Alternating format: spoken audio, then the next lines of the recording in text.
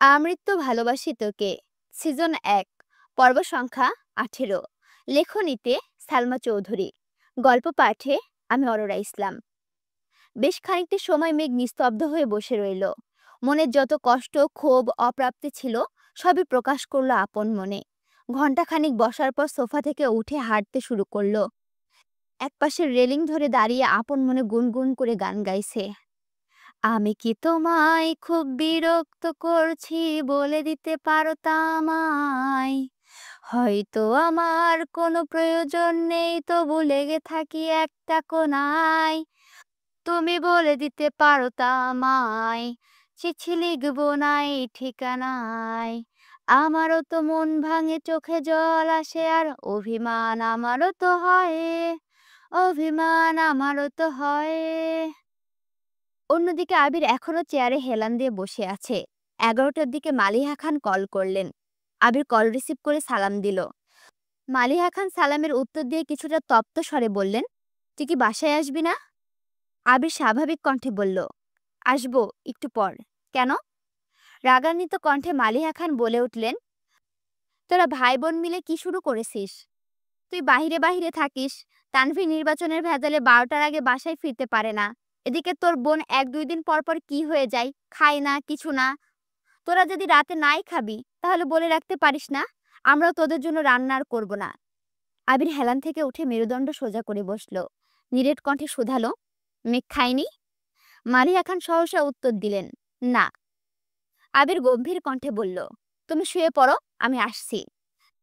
আর কিছু না বলে উঠে পড়লেন। আবিরকে রুম থেকে বের হতে দেখে রাকিব আর রাসেল দুজনই ছুটে আসে। অন্যান্য দিন কাজ শেষ করে ১০টা থেকে ১০:৩০টার মধ্যে চলে যায় সকলে, কিন্তু আজ আবিরের মুড অফ দেখে তারাও কাজ শেষ করে বসে আছে। আবিরকে কিছু বলার সাহসও পাচ্ছিল না। রাকিব স্বাভাবিক কণ্ঠে বলল, চল, আমি তোকে দিয়ে আসি। আবির শক্ত কণ্ঠে জবাব দিল, আমি একা যেতে পারবো। রাকিব পুনরায় বলে উঠল, তোর হাতের অবস্থা দেখেছিস তুই? এই অবস্থায় বাইক চালালে তো অ্যাক্সিডেন্ট করবি। তার থেকে আমার কথা মান, আমি দিয়ে আসি তোকে। আবির শক্ত দৃষ্টিতে তাকালো রাকিবের দিকে। দাঁতে দাঁত চেপে ঘোষণা করলো, বললাম তো যেতে পারবো। রাসেল ঠান্ডা কণ্ঠে বলল, এত বৃষ্টিতে বাইক নিয়ে যেতে পারবি? আবির আর কিছুই বলল না। বড় বড় পা ফেলে অফিস থেকে বেরিয়ে গেল। টানা ২ ঘন্টার ওপরে ভারী বর্ষণ হচ্ছে, যার ফলে ঢাকার রাস্তাঘাটে পানি জমে একাকার অবস্থা। মাথায় হেলমেট পর্যন্ত নেই। চোখ মেলে দেখার অবস্থা নেই, তবু বাইক থামছে না ১ সেকেন্ডের জন্য। বৃষ্টির পানি এতটাই ঠান্ডা, মনে হচ্ছে ফ্রিজ থেকে বের করে বরফের পানি ঢালছে কেউ। আপাদমস্তক ভিজিয়ে বাড়িতে ঢুকলো আবির। ড্রয়িং রুমে কেউ নেই। সিঁড়ি দিয়ে উঠে সোজা নিজের রুমের দিকে হাঁটে। ৫ মিনিটে ফ্রেশ হয়ে একটা ধূসর রঙের টি শার্ট আর ট্রাউজার পরে রুম থেকে বের হয়। সঙ্গে সঙ্গে হাঁটা দেয় মেঘের রুমের দিকে। মেঘের দরজার সামনে এসে বাম হাতে দরজাটা ধাক্কা দিল। অনবরত ঘুষির কারণে ডান হাতে তেমন শক্তি পাচ্ছে না। তারপরও আবার হাতের ওপরে জোর দিয়ে বাইক চালিয়ে আসছে। দরজা খুলতে চোখ পড়ল ফাঁকা বিছানা। কেন জানি বুকটা স্যাঁত করে উঠল। ভেতরের দিকে দেখার চেষ্টা করলো। টেবিলের ওপরে ফোন, ল্যাপটপ পড়ে আছে, কিন্তু অষ্টাদশী কোথাও নেই। আবির রুমে ঢুকে বারান্দা সহ সব জায়গায় খুঁজলো, কোথাও নেই। রুম থেকে বেরিয়ে সারা বাড়িতে চক্কর দিল, তবে কোথাও মেঘকে পেল না। মিমের রুমের সামনে দাঁড়িয়ে আস্তে করে ডাকলো। সঙ্গে সঙ্গে মিম দরজা খুলল। একগাল হেসে বলল, ভাইয়া কিছু বলবেন? আবির উদ্বিগ্ন কণ্ঠে শুধালো, মেঘ কোথায়? মিম স্বাভাবিকভাবেই উত্তর দিল, আপু তো রুমেই। সে যে খাবে না বলে রুমে গেল, আর তো বের হতেই দেখিনি। আবিরের চোখে মুখে চিন্তার ছাপ পড়ল। গভীর কণ্ঠে শুধু বলল, ঠিক আছে। আবির আবারও মেঘের রুমে গেল। সব জায়গায় পুনরায় দেখল, কোথাও নেই। মাথা গরম হয়ে যাচ্ছে আবিরের। চোখে মুখে উদ্বেগের মাত্রা বাড়ছে। রুম থেকে বের হয়ে নিজের রুমের দিকে যাচ্ছে। ফোন রেখে এসেছে নিজের রুমে। হঠাৎই চোখ পড়ল সিঁড়ির দিকে। মনের অজান্তেই বলে ওঠে, ও ছাদে যায়নি তো? কোনো কিছু না ভেবেই ছুটে যায় ছাদের দিকে। ছাদের দরজা বাতাসে একবার খুলছে, একবার বন্ধ হচ্ছে। আবির দরজা ধাক্কা দিয়ে ঘাড় ডানে বামে ঘুরিয়ে ছাদ দেখার চেষ্টা করছে। ভারী বর্ষণের ফলে ছাদেও পানি জমে আছে অনেকটাই। পাইপ দিয়ে গিয়েও যেন কুলাতে পারছে না, সাথে বৃষ্টির ছিটেফোঁটা পড়ছে আবিরের শরীরে। কোথাও কাউকে চোখে পড়ছে না। আবির বৃষ্টির মধ্যে পা বাড়ালো ছাদে। কিছুক্ষণ পরপর বিদ্যুৎ চমকাচ্ছে। আবির ছাদের চারিপাশে দেখছে ঘুরে ফিরে। হঠাৎই বিদ্যুৎ চমকানোতে আবিরের দৃষ্টি পড়ল, রেলিং ঘেঁষে ছাদের ফ্লোরে পড়ে আছে অষ্টাদশী। ছাদের সাইড দিয়ে যাওয়া পাইপের ওপরে পড়ে আছে মাথা। শরীরের বাকি অংশ ছাদের ফ্লোরে পানি জমের মধ্যে পড়ে আছে। আবির অকস্মাৎ চিৎকার দিয়ে উঠল, মেঘ! এক মুহূর্তে দৌড়ে গেল মেঘের কাছে। অজ্ঞান হয়ে পড়ে আছে আবিরের প্রণয়িনী। আবিরের হাত কাঁপছে, তবুও ঝাপটে ধরল মেঘের পিঠ বরাবর। সহসা অষ্টাদশীর ঘাড় থেকে মাথা পর্যন্ত আঁকড়ে ধরল নিজের প্রশস্ত বুকে। মেঘের শরীর বরফের ন্যায় শীতল হয়ে আছে, শুধু মাথাটা একটু একটু গরম। আবির কয়েকবার আকুল স্বরে মেঘকে ডাকলো, কিন্তু মেঘ নিস্তেজ হয়ে পড়ে আছে। মেঘের এই অবস্থা দেখে আবিরের সমগ্র পৃথিবী ঘুরছে। বৃষ্টির পানি বরাবরই মানুষের উপকারে আসে। সাধারণত বৃষ্টিতে ভিজলে কেউ বেহুশ হয় না, তবে যদি সেই মানুষটা অতিরিক্ত চিন্তা বা মানসিক চাপে থাকে, তবে শরীরের তাপমাত্রা কমে একটা সময় অজ্ঞান হয়ে যেতে পারে। মেঘের ক্ষেত্রেও ঠিক একই ঘটনা ঘটেছে। এক আকাশ অভিমান জমেছিল তার মনে, তার প্রতিফলন ঘটল এভাবে। আবির সহসা দুহাতে কোলে তুলে নিল মেঘকে। সিঁড়ি দিয়ে হাঁটছে ঠিকই, কিন্তু দৃষ্টি তার অষ্টাদশী মলিন মুখের প্রাণে। আবিরের চোখ বেয়ে দুফোঁটা অশ্রু গড়িয়ে পড়ল অষ্টাদশীর গালে। দুজনের শরীর বেয়ে অঝরে পানি পড়ছে। দীর্ঘ পা ফেলে করিডর দিয়ে হেঁটে মেঘের রুমে ঢুকল। ফ্লোরে বিছানার সাথে হেলান দিয়ে মেঘকে বসিয়ে দিল। টাওয়াল এনে হাত, মুখ আর মাথাটা কিছুটা মুছিয়ে দিল। সঙ্গে সঙ্গে রুম থেকে বের হয়ে নিজের রুমে গিয়ে বাইকের চাবি আর হেলমেট নিয়ে ছুটে গেল নিচে। হালিমা খানের দরজার সামনে ভেজা শরীর নিয়ে দাঁড়িয়ে ডাকছে। দুবার ডাকার পরে হালিমা খান দরজা খুলল। আবিরের জলসিক্ত শরীর দেখে চিন্তিত স্বরে শুধালেন, ভিজে আছিস? আবির তপ্ত স্বরে বলল, মামুনি, তুমি একটু মেঘের রুমে যাও, ওর অবস্থা ভালো না। আপাতত বাড়ির মানুষকে ডেকো না, আমি ডাক্তার নিয়ে আসছি। একদমে কথাগুলো বলল আবির। হালিমা খান আঁতকে উঠে বললেন, কি হয়েছে?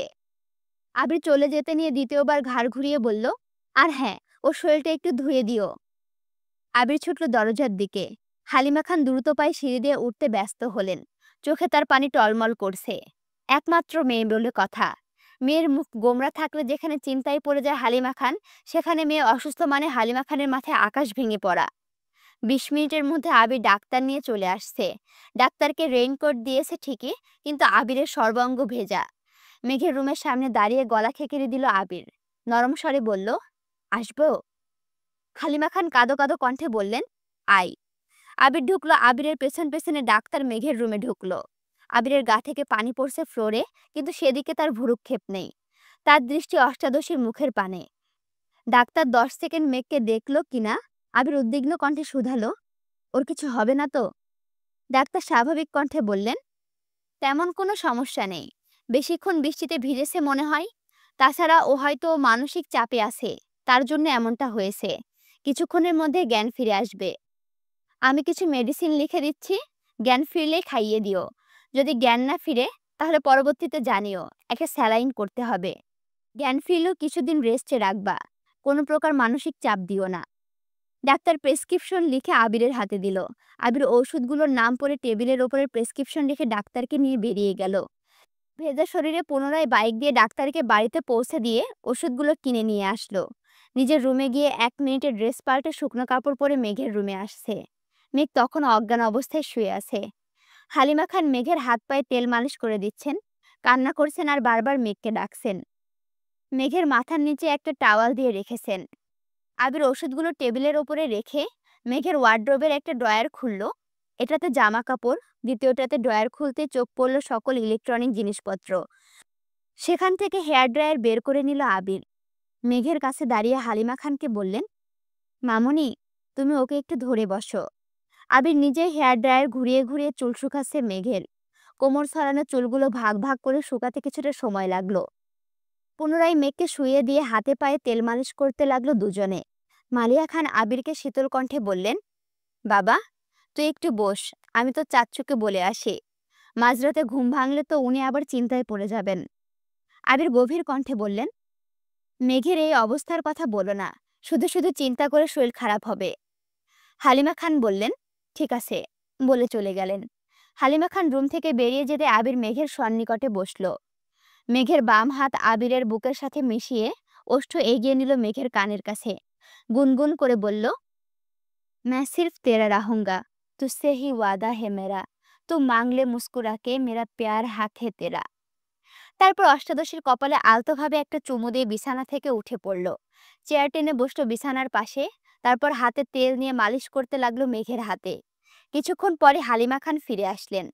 হালিমা খানও মেঘের ডান হাতে দু পায়ে মালিশ করে দিচ্ছেন আর একটু পরপর মেঘকে ডাকছেন। বেশ খানিকক্ষণ পর মেঘের জ্ঞান ফিরেছে। সঙ্গে সঙ্গে আবির মেঘের হাত ছেড়ে দিয়েছে।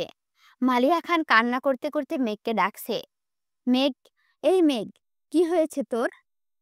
মেঘ কয়েকবার পিটপিট করে চাইলো মায়ের দিকে, বুঝে উঠতে পারছে না তার সাথে এতক্ষণ কি ঘটেছে। মায়ের প্রশ্নের উত্তর দেওয়ার মতো শক্তি তার নেই। চোখ ঘুরিয়ে নিজের অস্তিত্ব বোঝার চেষ্টা করছে। নিজের রুমটা পরখ করতে লাগলো মেঘ। হঠাৎই দৃষ্টি পড়ল বাম পাশে চেয়ারে বসা আবির ভাইয়ের দিকে। মায়াভরা দৃষ্টিতে তাকিয়ে আছে মেঘের পানে। মেঘও কয়েক মুহূর্ত তাকিয়ে রইল আবির ভাইয়ের দিকে। মনে পড়তে লাগলো সন্ধ্যার পরে ঘটে যাওয়া ঘটনাগুলো। তৎক্ষণাৎ দৃষ্টি সরিয়ে নিল আবির ভাইয়ের দিক থেকে। পুনরায় চোখ বন্ধ করে ফেলল মেঘ। হালিমা খান মেঘের কপালে হাত রেখে আটকে উঠলেন। সঙ্গে সঙ্গে একবার গলাতেও হাত রাখলেন। সহসা বলে উঠলেন, মেঘের তো জ্বর উঠতেছে। আবির গম্ভীর কণ্ঠে বলল, তুমি ওকে উঠাও, আমি খাবার নিয়ে আসছি, ওষুধ খাইয়ে দিলে যদি একটু কমে। হালিমা খান চিন্তিত স্বরে বললেন, তানভীর কোথায় আছে? আবির শক্ত কণ্ঠে জবাব দিল, ওকে জানিয়েছি, আসতেছে। মেঘ নিস্তেজ অবস্থায় শুয়ে আছে। চোখ খুলে আবির ভাইকে দেখার শক্তিটুকু যেন পাচ্ছে না। কথা বলা তো বহু দূরের বিষয়। আবির নিচে গিয়ে একটা প্লেটে অল্প ভাত আর একটু তরকারি নিয়ে আসলো।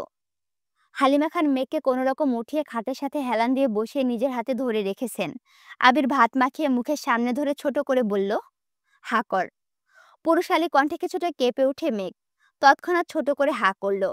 আবির ভাই অষ্টাদশীকে নিজের হাতে খাইয়ে দিচ্ছে, কিন্তু অষ্টাদশীর মনের ভিতরে আনন্দ নেই, নেই কোনো উত্তেজনা।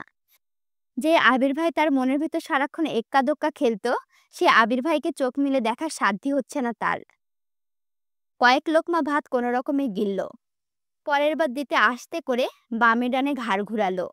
আবিরও বুঝতে পারল মেঘের অভিব্যক্তি। জোর করল না আর। হাত ধুয়ে নিজের হাতে মুখ মুছিয়ে দিল। তারপর ওষুধ খাইয়ে একবার মেঘের কপালে হাত রাখল। জ্বরের মাত্রা বাড়ছে। আবির শীতল কণ্ঠে বলল, মামুনি, তুমি থাকো ওর কাছে, কোনো সমস্যা হলে আমায় ডেকো, আমি সজাগ আছি। আবির প্লেট হাতে নিয়ে চুপচাপ বেরিয়ে গেল রুম থেকে। 10-15 মিনিট পর তানভীর দৌড়ে বাড়িতে ঢুকে। এমপির গাড়ি করে ড্রাইভার এসে দিয়ে গেছে তানভীরকে। মেঘের রুমে গিয়ে কোমল কণ্ঠে মাকে শুধালো, কি হয়েছে মেঘের? মেঘের পাশে বসে কপালে হাত রাখল। থার্মোমিটার এনে জ্বর মাপল। 100 ডিগ্রি সেলসিয়াস তাপমাত্রা। মেঘ জ্বরে কাঁপতেছে। তানভীর ছুটে গিয়ে নিজের রুমের কেবিনেট থেকে আরেকটা কম্বল এনে বোনের গায়ে ছড়িয়ে দিল। তারপর একটা ছোট রুমাল ভিজে কিছুক্ষণ জলপট্টি দিল। হালিমা খান এখনো ফুপিয়ে কাঁদছেন। তানভীর মায়ের দিকে চেয়ে মোলায়েম কণ্ঠে বলল, ডাক্তার কি বলেছে? হালিমা খান কান্নারত কণ্ঠে বললেন, বলেছেন সিরিয়াস কোনো সমস্যা না, রেস্ট নিতে আর কোনো চিন্তা না করতে, ঔষধ দিয়ে গেছে। ওষুধ খাওয়ানো হয়েছে? হালিমা খান কোমল কণ্ঠে বললেন, হ্যাঁ, আবির খাইয়ে দিয়ে গেছে। তানভীর নমনীয় কণ্ঠে মাকে প্রশ্ন করল, ভাইয়া কোথায়? কিছুক্ষণ হলো গেল এখান থেকে। তানভীর আর কিছু বলল না। চুপচাপ কিছুক্ষণ জলপট্টি দিল বোনের কপালে। তবে জ্বর কমার কোনো নামগন্ধই নেই। এদিকে আবির রুমে এসে বেলকনিতে পায়চারি করতে লাগলো। বাহিরে এখনো বৃষ্টি হচ্ছে। মাঝে মাঝে কিছুক্ষণ বিরতি নিয়ে আবার ভারী বর্ষণ শুরু হলো। তাপমাত্রা কম থাকার পরও আবিরের শরীর ঘামছে। স্থির হতে পারছে না কোনোভাবেই। তামাটে চেহারা কুচকুচে কালো বর্ণের হয়ে আছে। দুপুরে খাবার খেয়েছিল, তারপর সন্ধ্যায় শুধু 1 কাপ কফি খেয়েছে। মধ্যরাত হয়ে গেছে, খায়নি এখনো। তার মুখটা মলিন হয়ে আছে। হাতের অবস্থাও করুণ। বাসায় ফেরার পথে ব্যান্ডেজ খুলে ফেলেছিল। বৃষ্টির পানিতে কাটা কাটা অংশগুলো ফ্যাকাশে হয়ে গেছে। কিছুক্ষণ পর আবির বড় বড় পা ফেলে ছাদে চলে গেল।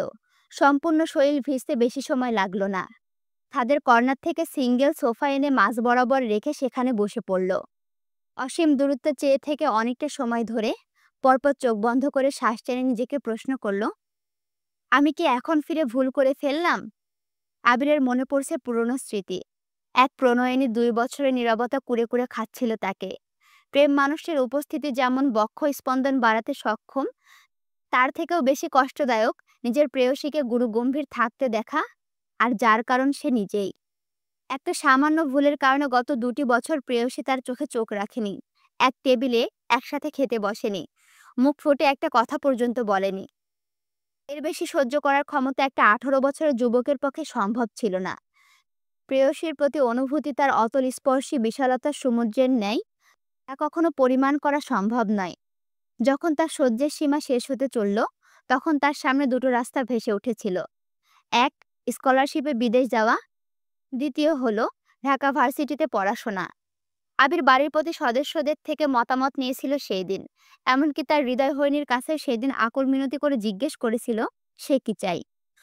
ছোট্ট হৃদয়হরিণীর অভিমানের মাত্রা এতটাই তীব্র ছিল যে সেদিনও আবিরের চোখে চোখ রাখেনি, আবিরের কোনো কথারই উত্তর দেয়নি। ২ বছর যে ললনার অভিমান ভাঙাতে অক্ষম, সেই ললনার অভিমান কয়েক মাসে ভাঙানো সম্ভব ছিল না। তারপরও আবির শেষবার যাওয়ার আগে অভিভূতের ন্যায় নিষ্পলক চেয়েছিল তার সেই ললনার দিকে। যদি একবার বলতো, ভাইয়া তুমি যেও না। কিন্তু না, শেষ দিনও মুখ ফুটে কিছু বলেনি তার প্রেয়সী। আবির পাড়ি জমালো ভিনদেশে। প্রতীপ জগতের মাঝে অপ্রতিভ সৌন্দর্যের অধিকারী তার ছোট্ট সেই ললনাকে ফেলে চলে গিয়েছিল বহুদূর।